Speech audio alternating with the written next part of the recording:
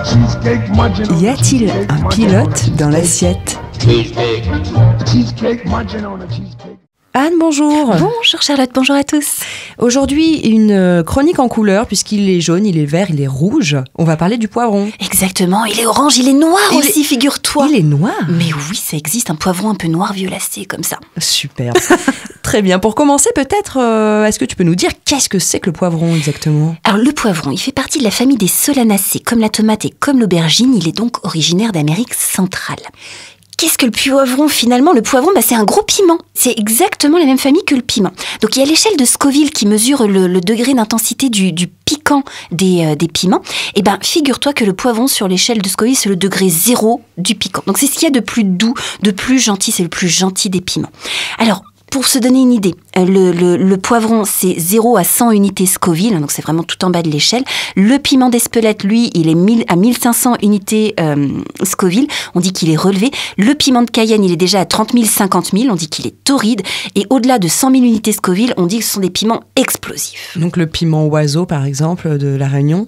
Je ne sais pas à quelle échelle il est, parce que je ne l'ai pas goûté encore. Très bien, ce sera à faire pour les prochaines chroniques. On est d'accord.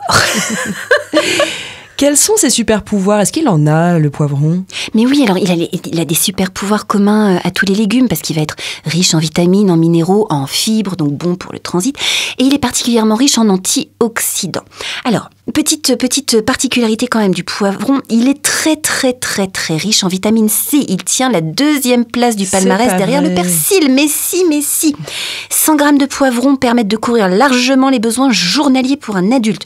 Alors, les poivrons rouges et jaunes vont être plus riches que les verts, qui eux vont être plus riches en vitamine B9. Ça, c'était pour les super pouvoirs, donc il est quand même très sympa, ce petit poivron. Absolument. Il peut nous aider au quotidien. Quels sont les mariages heureux à faire avec le poivron? Avec quoi est-ce que ça se marie le mieux? Alors, déjà, ça va dépendre de plusieurs choses, parce que la saveur du poivron va dépendre de la couleur. Le vert, alors déjà, il faut savoir que le poivron vert, c'est un poivron rouge ou un poivron jaune qui a été cueilli avant maturité. Voilà, d'accord. Donc c'est pas une variété spécifique, alors que tu as la variété rouge, la variété jaune, la orange, la noire dont on a parlé, etc. Quand c'est vert, c'est que c'est pas encore mûr. Donc les poivrons verts vont être plus amers et moins sucrés, les rouges vont avoir des notes plus fruitées. Il y a aussi une différence de saveur entre poivron cru et poivron cuit. Quand le poivron est cru, il va avoir des notes plus fraîches, un peu plus herbacées, qu'on va perdre à la cuisson, qui va faire ressortir davantage le côté doux et sucré du poivron. Il est moins facile à digérer quand il est cru? Alors, oui, pour les personnes qui sont sensibles au cru notamment, voilà. Donc, il y a plusieurs choses qui peuvent être plus compliquées. Le fait même que ce soit cru. Après, il peut y avoir des difficultés à digérer la peau. Il peut y avoir des difficultés à le digérer de fait que ce soit une solanacée. Il y a beaucoup de personnes qui ont des difficultés avec tout ce qui est tomates, aubergines, etc. Donc oui, ça peut poser des difficultés. Dans ces cas-là, pas de souci, on enlève la peau et on le cuit, et comme ça, c'est réglé. On en reparle tout à l'heure, d'ailleurs, des techniques pour ôter la peau avec bonheur. Alors, autre chose qui va modifier la saveur du poivron, c'est le fait qu'il soit séché. Et on le sèche et on le broie pour obtenir le paprika. Mais c'est pas vrai. Mais je te jure, donc le paprika, finalement, c'est de la poudre de poivron broyée. Et le paprika a une saveur un peu plus âcre, légèrement piquante. En diététique chinoise, c'est une épice réchauffante, le paprika, donc qui a, comme le piment, mais à un degré moindre. On dit qu'il a une nature tiède, alors que le piment a une nature chaude. Donc c'est quand même pas le même effet à l'intérieur du corps. C'est plus puissant quand c'est du piment. Alors, pourquoi est-ce qu'il va obtenir cette saveur un peu plus âcre? Le séchage va l'appauvrir en pyrazine, qui sont les molécules aromatiques qui vont donner au Cabernet Sauvignon des notes de poivron, figure-toi. Mais tout se relie dans ces chroniques. C'est extraordinaire, n'est-ce pas? Et c'est ça qui va donner le côté piquant? Alors, le fait d'appauvrir en certaines molécules, le fait de sécher aussi va concentrer d'autres molécules. Donc, c'est ça qui peut lui donner sa saveur un tout petit peu plus piquante. Sachant que je ne sais pas si tu as déjà goûté le paprika seul, il n'est pas très piquant non plus. Non, ça reste correct. Voilà, pour quelqu'un qui n'aime pas trop le piment comme moi, ça reste tout à fait voilà, donc c'est une mangeable. Bonne manière de soutenir ses poumons avec du piquant sans non plus se faire griller les papilles. En tout cas, c'est une star de l'été. Le poivron. Absolument, donc il va se marier à merveille avec les légumes d'été, comme la courgette, l'aubergine, la tomate. Là, on a le quatuor gagnant pour faire la ratatouille. Alors la ratatouille, moi j'ai souvenir de ratatouille qui était gorgée de flotte, où tous les légumes avaient perdu leur saveur. C'est plus sympa de commencer à faire compoter le poivron avec l'oignon, et ensuite seulement on ajoute les aubergines qu'on va faire compoter, et enfin la courgette qui cuiront un petit peu moins longtemps et qui vont conserver du croquant. Alors moi, je mets pas forcément de tomates dans ma ratatouille parce que l'acidité et moi, ça fait deux. On ajoute évidemment de la tomate pour finir de compoter tout ça, ou on va l'ajouter peut-être au moment des aubergines, si ce n'est dès le début avec le poivron et les oignons pour bien faire compoter aussi. Le poivron se marie très bien avec la tomate et j'ai une super recette de soupe tomate, poivron rouge, potimarron, juste pour le début d'automne, tu sais, septembre, quand les premiers potimarrons arrivent et qu'on a encore des super tomates et des super poivrons rouges. Je l'appelle la soupe automnale au crouton épicé, donc il y a plein de R dans le nom de la recette. Donc c'est une soupe qui est très, très douce, très chaude, avec une superbe couleur orangée. Tu vas faire des super croûtons toastés à l'huile d'olive, tu vas manger ça avec un petit peu de fromage de chèvre frais, c'est une splendeur. Formidable, et ça c'est à retrouver sur le site des Mangeurs Libres, bien sûr. Absolument, on vous met tous les liens en dessous du podcast à retrouver, vous n'avez plus qu'à cliquer dessus. Mais le poivron n'est pas que pour les végétariens. Non, on va l'associer à merveille avec le veau. D'ailleurs, dans le goulash, qui est la soupe traditionnelle hongroise, on va y associer le veau ou le bœuf d'ailleurs, ou une autre viande, hein, ça peut varier. Le poivron avec la viande, avec des tomates et avec du paprika, et c'est ce qui donne cette couleur rouge distincte à ce type de mijoté. Ça va aller très bien aussi, le poivron, avec le poisson blanc. On va pouvoir accompagner un beau poisson avec un coulis de poivron rouge ou une petite brunoise cuite, et ça se marie à merveille avec ces petites notes un petit peu fraîches et fruitées. J'adore l'associer à l'emmental de Savoie qui lui aussi a des notes fruitées. Et vous allez retrouver pareil sur le blog une recette de crostini au poivron rouge et jaune, cru et cuit. Je vais vous expliquer pourquoi. Il y a tout cet embarras, pourquoi un peu de cru, pourquoi un peu de cuit. L'emmental de Savoie a des notes fruitées. C'est pas un fromage qui apporte beaucoup de gras en bouche, mais il a quand même une certaine gourmandise.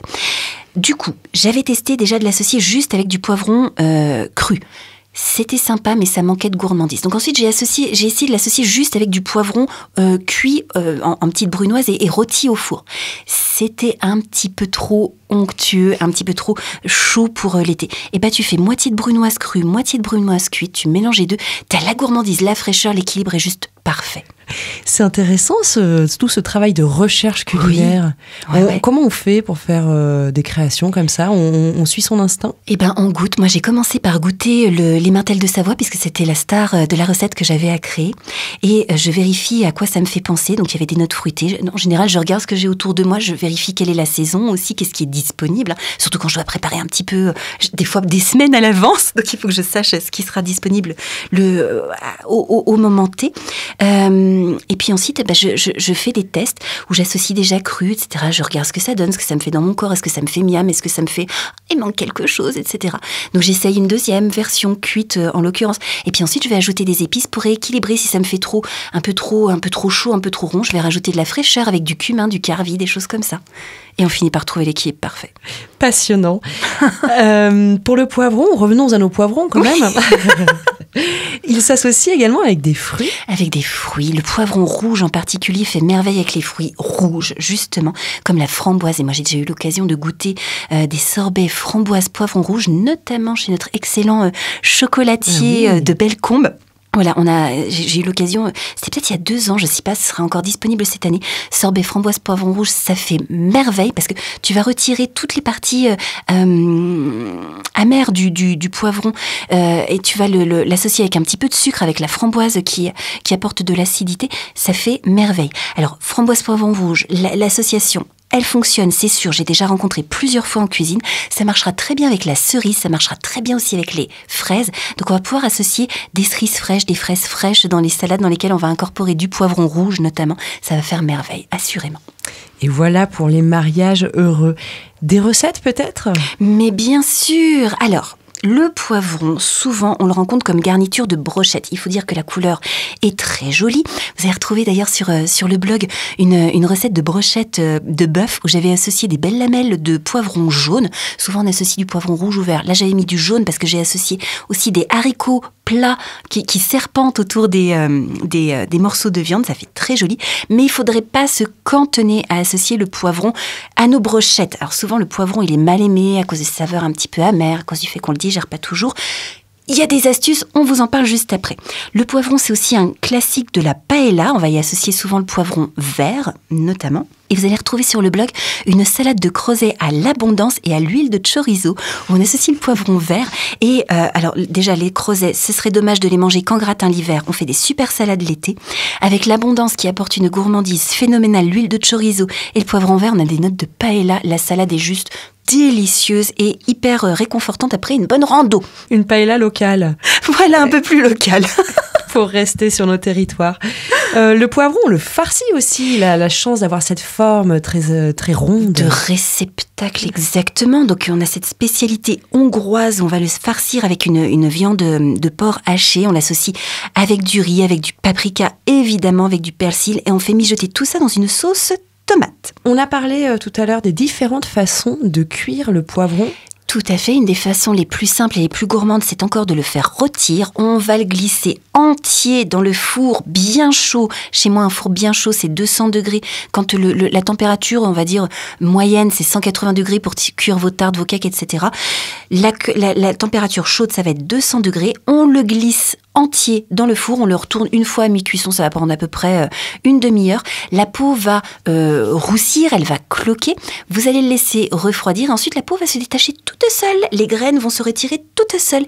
Et on a ces lames de poivron qui sont charnues, moelleuses, qui sont d'une gourmandise folle qu'on va pouvoir déguster comme ça ou qu'on va pouvoir mixer en coulis comme dans le fameux cheesecake. Mais oui, bien en trompe-l'œil au reblochon dont nous avons parlé il y a quelques semaines. Voilà, ou qu'on va pouvoir faire mariner ensuite.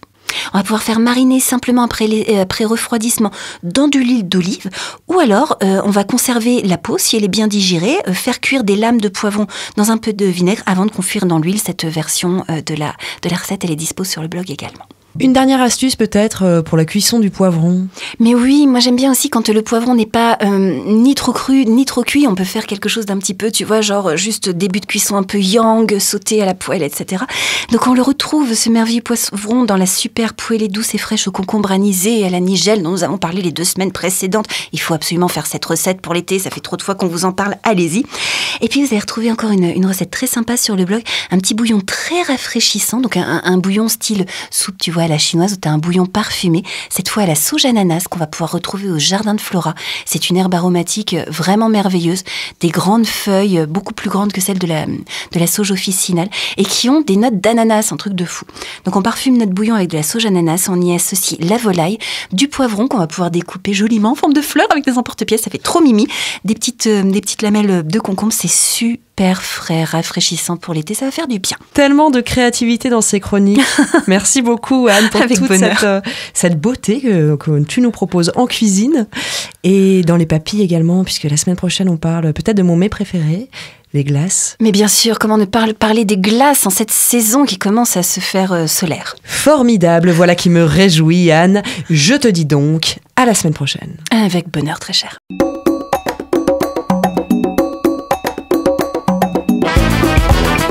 Cette chronique vous a plu ?